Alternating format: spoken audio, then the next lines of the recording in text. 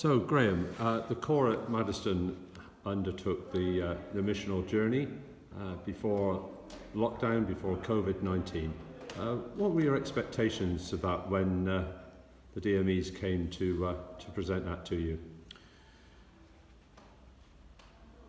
My personal expectations were that, having viewed the document, that it could work, but it was only going to work if people engaged. Not just me, but I'm talking about core folk engaged in the actual process. So personally, I thought, knowing my people, that it would work, because I knew that they were wanting change, that they needed change, and they needed to do things in a different way. Yeah. So I went into it expecting that my people would be engaged with it, therefore positive things would come out of it. And was there anything from that process that surprised you? Yes, I think the people who got engaged, I knew there'd be the usual core people, but we had around about 75 to 80% of the core turned up to the meetings. And they all had an input. There was nobody sat there and never got involved. So we had different ideas and different perspectives coming in, which really opened my eyes to some of the things that the people recognised needed doing and needed changed, which in some cases were the same things that I'd thought, and in other cases things had come out from left field that I'd never thought of before, which really challenged me and challenged my perspective of where the course should go. Okay. What would you say you discovered about your community and your core during the process of being on the journey?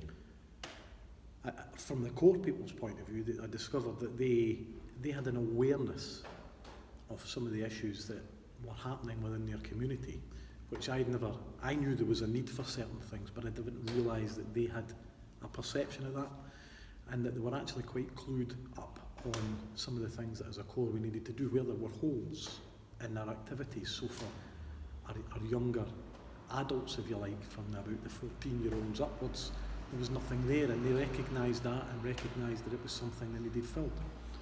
And from the community's point of view, I recognised there were certain things that were just missing within the community for certain age groups, certain types of people.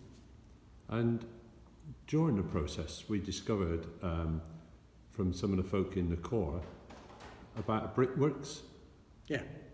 Would you just like to explain briefly about that? Maddiston was built, there was brickworks, a big factory, and Maddiston was actually built to accommodate the workers,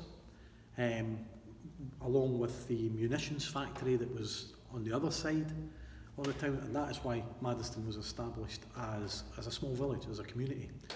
And so that's where we took our mission development plan sort of title from, building God's kingdom together. And what were the new things that you were working on before COVID-19?